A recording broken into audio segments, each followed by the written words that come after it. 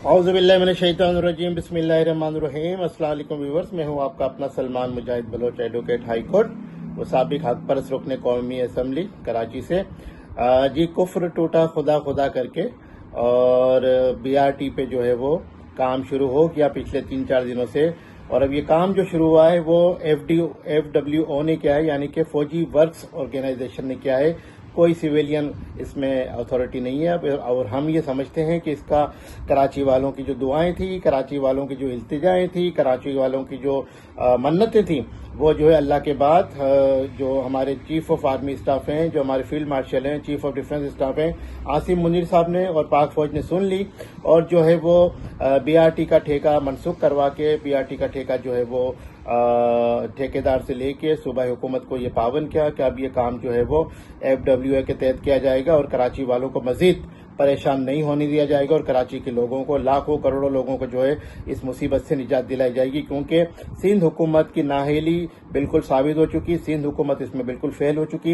इस BRT को जो है जो कि 4 साल का प्रोजेक्ट था, इसको एग्जीक्यूट कराने में।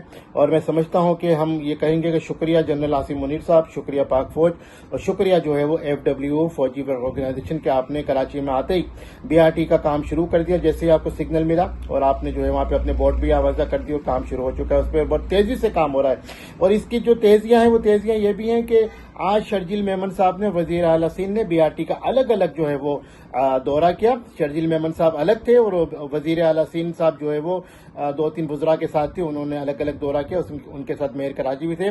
लेकिन शर्जील मेमन ने बड़ी अजीब बात कही कि अब ये BRT का काम किसी सूरत नहीं रुकेगा। अब BRT का काम अगर कल कोई अदालती फैसला आता है उसके बाद भी नहीं रुकेगा। और उन्होंने कहा कि हम जो है अगर अदालत इस काम को रोकने का कहेगी तो हम नहीं रोकेंगे और हम तौहीन अदालत भी बर्दाश्त करने को तैयार हैं। हम अदालत के आगे हाथ जोड़ेंगे तौहीन अदालत के बाद कि हमें ये काम करने दें।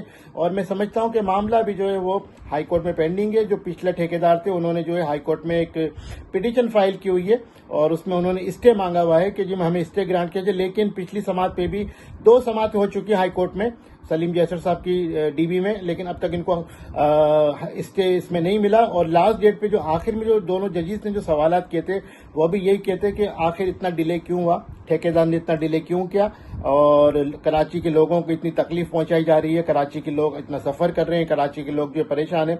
तो मैं समझता हूं कि अब ये जो आनियां जानियां लगी हुई हैं, जो दौड़ें लगी हुई हैं, ये सब कुछ जो है वो इसलिए हो रही है कि पाक फौज ने जनरल आसिम मुनीर साहब के हुक्म पे जो है वो ये मामला अपने हाथ में लिया है और ये फौजी वर्क्स ऑर्गेनाइजेशन को दे दिया है और उस पर काम शुरू कर दिया गया।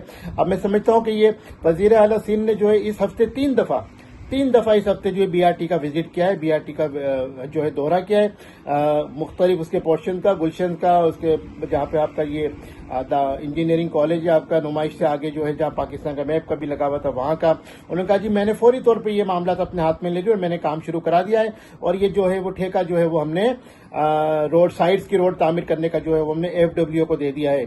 नहीं जनाब, आपने कहाँ दिया है, आपसे ले लिया गया है। और आज तो जो है वो शर्जील मेमन साहब ये कह रहे हैं कि हमने लेन 1 और लॉट 1 और लॉट 2 पे भी काम शुरू करा दिया गया है। तो मैं समझता हूं कि ये जो एफिशिएंसी दिखाई जा रही है दोनों हजरात की तरफ से, शर्जील मेमन साहब वजीर ट्रांसपोर्ट है और ये काम KMC नहीं कर रही, ये काम डायरेक्ट सिंध हुकूमत कर रही है और महकमा ट्रांसपोर्ट के तहत हो रहा है क्योंकि अरबों रुपए इसमें शामिल है। अब तक जो है अदालत में जो बताया गया 103 अरब रुपए जो है वो ठेकेदार को दे दिए गए हैं हुकूमत सिंध की जानिब से। क्यों दिए गए हमें नहीं पता क्योंकि हमें कहीं नजर नहीं आ रहा कि 103 अरब रुपए कहां लगे हैं।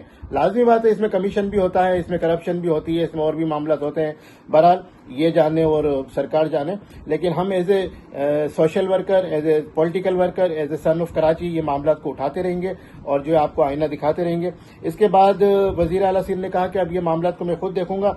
अब ये है कि आज दोनों की जो इख्तलाफात भी सामने आ गए हैं और इस वजीर आला सिंध की इस बात से ये तासुर उभरता है कि पहले ये मामला सिर्फ और सिर्फ शर्जील मेमन साहब बतौर वजीर ट्रांसपोर्ट देख रहे थे, लेकिन जैसे वो चाइना गए सदर पाकिस्तान के साथ, वजीर आला सिंध ने जो ये मामले को अपने हाथ में ले लिया बकौल उनके और उन्होंने फौरी तौर पे इस मामले का जो ठेका FWO को दे दिया और FWO ने आके उस पर काम भी शुरू कर दिया। तो हम शुक्रिया अदा करेंगे जनाब, हम शुक्रिया अदा करेंगे एक दफा से फिर जनरल आसिम मुनीर साहब का, कराची के अवाम की तरफ से, पाक फौज का और FWO का। उन्होंने जो है कराची की अवाम की फरियाद को सुना, उनकी इल्तिजा को सुना, उनकी जो है वो मन्नतों को सुना और उन्होंने आके जो काम शुरू कर दिया। और अब हमें कभी उम्मीद है कि चंद महीनों में जो BRT को कंप्लीट कर लिया जाएगा और कराची के अवाम की तकालीफ को दूर किया जाएगा और रास्ता खोल दिया जाएगा। हम समझते हैं कि ये जो जितना भी ये नाअहली सामने आई, 2022 में प्रोजेक्ट शुरू हुआ था, ये जो 18 साल सिंध हुकूमत की जो नाअहली है, जो पूरे सिंध में जो है वो इसके असरात हमें नजर आते हैं, खासकर कराची में।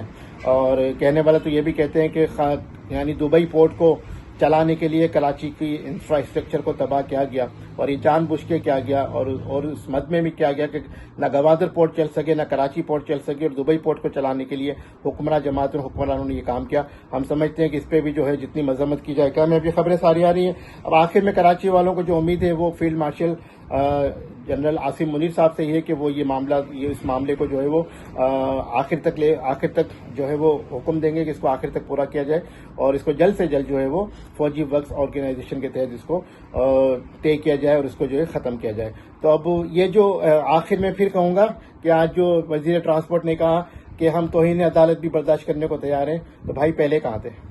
सवाल ये कराची वालों का। आप 4 साल कहाँ सो रहे थे?